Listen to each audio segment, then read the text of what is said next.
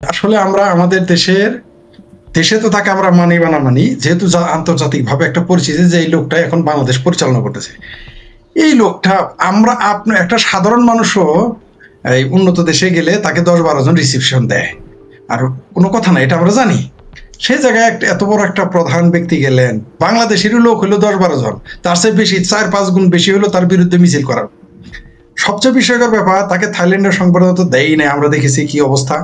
কোনো দেশে গেলে পতাকাও থাকে না, আবার কোনো দেশে গেলে শুধু একটা পতাকা দেখা যায়। সবচেয়ে হাস্যকর ব্যাপার, এই যে ইংল্যান্ডে এসে গেল, এইখানে গিয়ে তিনি পুরো নিজেকে তো বেজ্জিতি করছেনই, পুরো আমাদের বাংলাদেশকে ডুবিয়ে দিলেন। তাকে একজনও সরকারি লোক তাকে রিসিপশনে দিয়েছে কিনা, মন্ত্রীর কথা তো দূর, ওই দেশের মন্ত্রী, প্রতিমন্ত্রী, প্রধানমন্ত্রী, প্রেসিডেন্ট আসা তো দূর, তাকে ন্যূনতম সচিব পর্যায়ের কেউ তার সাথে দেখা করছে কিনা, এটা এখন একটা বিগ কোশ্চেন হয়ে দাঁড়িয়েছে, যা আমাদের দেশের জন্য খুবই বেজ্জতির ব্যাপার। আমাদের দেশের ইজ্জত একেবারে পাংচার করে দিয়েছে, টায়ারের পাংচারের মতো। দৈনিক আমার দেশ পত্রিকার সংবাদেই বলা হচ্ছে তাকে নিতে অফিসিয়ালি কোনো লোক আসে নাই, শুধু পুলিশ গেছে ওইখানে, আর প্রবাসী বাংলাদেশিরা গেছে রানী সেজে। কিন্তু তার বিরুদ্ধে আপনি যেমনটা বলছিলেন যে কয়েকজন প্রবাসী তাকে এয়ারপোর্টে রিসিভ করতে গেছে, তার চেয়ে বহুগুণ বেশি তার বিরুদ্ধে প্রতিবাদ করতে গেছে। তাহলে এই যে দেশের মানিজ্যকে ফেলে দিচ্ছে একের পর এক প্রতিটা দেশেই। আপনি দেখেছেন বিশেষ করে থাইল্যান্ড বিমস্টেক সম্মেলনে পাশাপাশি অনেক দেশের প্রধানরা এসেছেন, নরেন্দ্র মোদীকে যে রাজকীয় সংবর্ধনা দিয়ে সেখানে একটা বোর্ডিং ব্রিজে একটা তরুণী দিয়ে ফুল দিয়ে ইউনুসকে সংবর্ধনা, অর্থাৎ তার মানে তাকে কি রেকগনাইজ করছে না সারা বিশ্ব? কেন রিকগনাইজ করে? আপনার একটা জিনিস মনে রাখবেন, বিদেশিরা কামলা রাখে কোনোদিন সংবর্ধনা দেয়? তারা তো কামলা রাখছে ইউনুসের, তো এই ইউনুস এবং ইউনুস গ্যাংদের বাংলাদেশে তো কয়েকটা দেশ কামলা রাখছে। তো কামলা যখন প্রভুর দেশে যাবে তারা তো কেউ রিসিপশন দিবে না, এটাই স্বাভাবিক। এতে প্রমাণিত হয় যে এই যে আমরা যে ইউনুসের সমালোচনা করি আমরা সঠিক, এই যে আমরা যে তার অযোগ্যতা, তার অদক্ষতা, আমরা তার সমালোচক, তার প্রমাণ হচ্ছে তিনি যদি যোগ্য ব্যক্তি হতেন তাহলে তো মিনিমাম ব্রিটেনে তো দূরের কথা, তাকে তো থাইল্যান্ডে সংবর্ধনা দেয় নাই। আর যে ফুল দিল, আমি শেখ ফরিদ যখন এখন যে দেশে আছি তার চেয়ে বেশি লোক আমাকে নিয়ে ফুল নিয়ে আমাকে রিসিপশন দিছে, আমাকে ফুলের মালা দিছে, গলায় ফুলের মালা গলা দিয়ে। শেখ ফরিদ, আপনি এখন আপনার যে জনপ্রিয়তা, আপনি যেই দেশে যাবেন ইউনুসের চেয়ে বহুগুণ বেশি লোক আপনাকে ফুলের মালা দিয়ে বরণ করে নেবে ওখানে। অলরেডি নিচ্ছে, আমার তো কোনো ক্ষমতা নাই। আমি ফরিদ এখন এই মুহূর্তে যে দেশে আছি, আমি যেদিন এয়ারপোর্ট ক্রস করি আমাকে 3 জন লোক ফুলের মালা দিয়ে বরণ করছে, আমি অবাক হয়ে গেছি। ঠিক আছে, এদের আমি চিনিই না, তারা আমাকে ফুলের মালা দেয়, তাদের সাথে আমার কোনো যোগাযোগ হয়েছে, তারা শুধু জানছে আমি আসতেছি।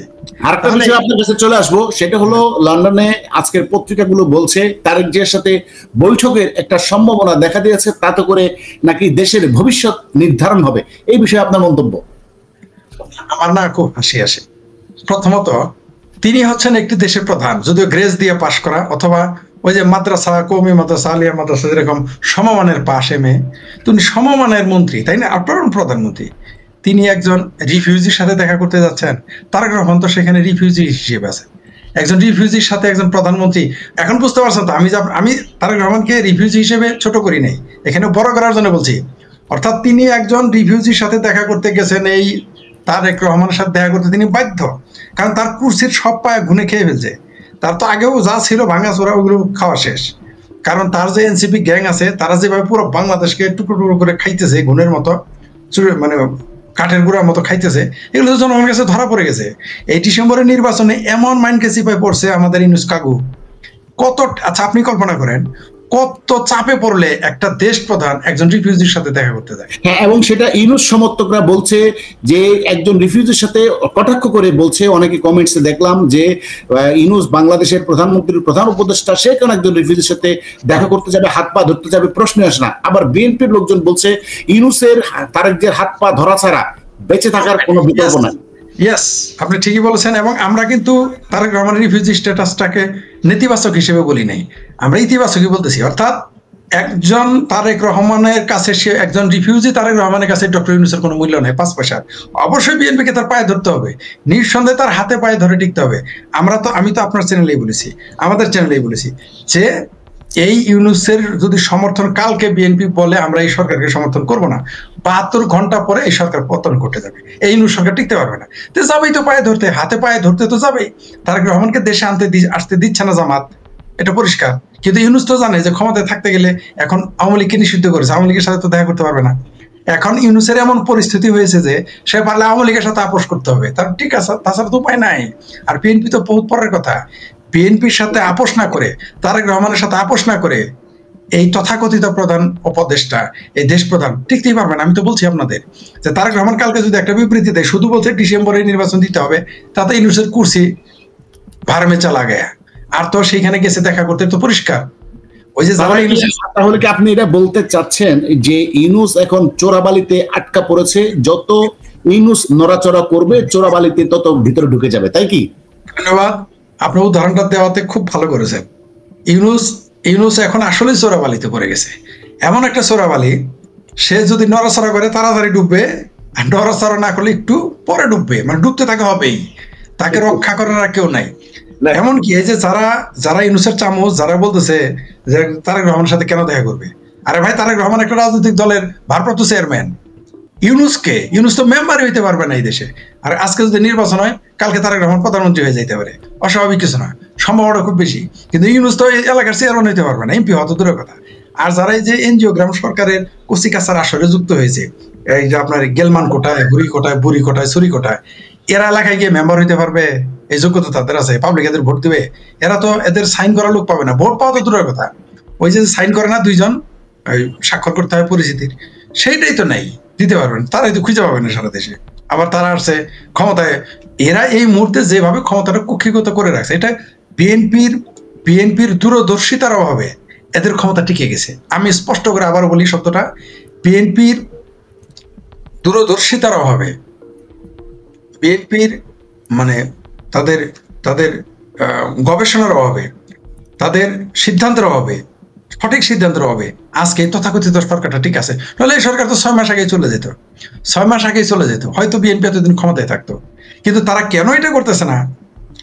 শুধুমাত্র বলেছে যে ডিসেম্বরে ভোট দিতে হবে, এতেই ইউনূস চলে গেছে হাতে পায়ে ধরতে তারেক রহমানের সাথে দেখা করতে, এক হুমকিতেই। সুতরাং বুঝতেই পারতেছেন আপনারা, এই তার যে ইউনূসের চামচা আর ফেক আইডি দিয়ে ফেসবুকে লিখলে কাজ হবে? ফেসবুকের ফেক আইডি দিয়ে তোর ভোট হবে না। ফেসবুকের ফেক আইডি তো আপনাকে চেয়ারম্যান বানাবে না, ফেসবুকের ফেক আইডি থেকে কমেন্ট করা লোকগুলো তো আপনাকে এমপি বানাবে না।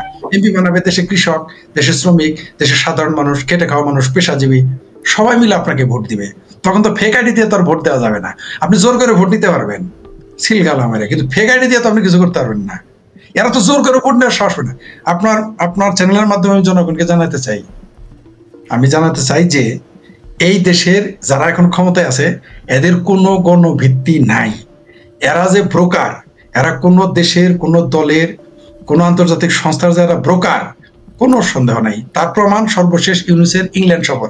একটা মানুষ জানা, বলা হয় যে আমেরিকার পররাষ্ট্রনীতি আর ইংল্যান্ডের পররাষ্ট্রনীতি এক, কিন্তু এখানে আমরা কি বুঝলাম, কি সংকেত আসলো, যে ইংল্যান্ডে তাকে ন্যূনতম সমাদর করা হয়নি। এই লজ্জা শুধু তার না, এই লজ্জাটা আমাদের দেশের লজ্জা।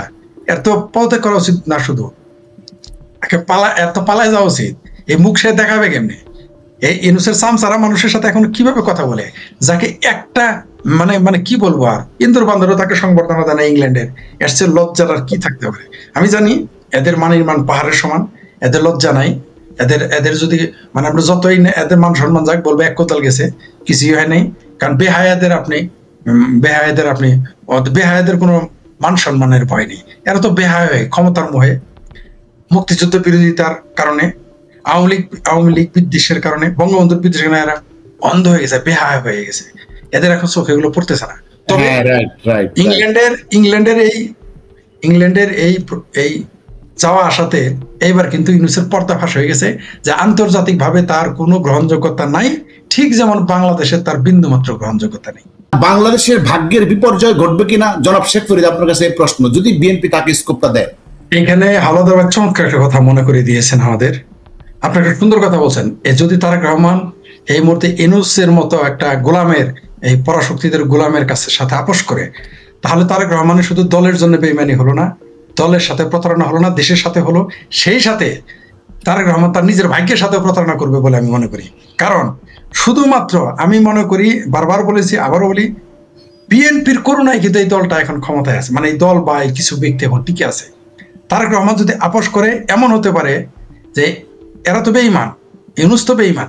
ওই এপ্রিলের কথা যদি বলে এই নির্বাচন কিন্তু সে জুনে নিয়ে যাবে, আর জুন টু জুন 1 বছর তারেক রহমানের ভাগ্য ওই যে আমাদের জামালপুরের ভাষায় আছে যে বাড়া ভাতে ছাই, অর্থাৎ আপনার সামনে ভাত দিল পরে একটু ছাই দিয়ে দিল, এরকম হয়ে যাইতে পারে তারেক রহমানের জন্য।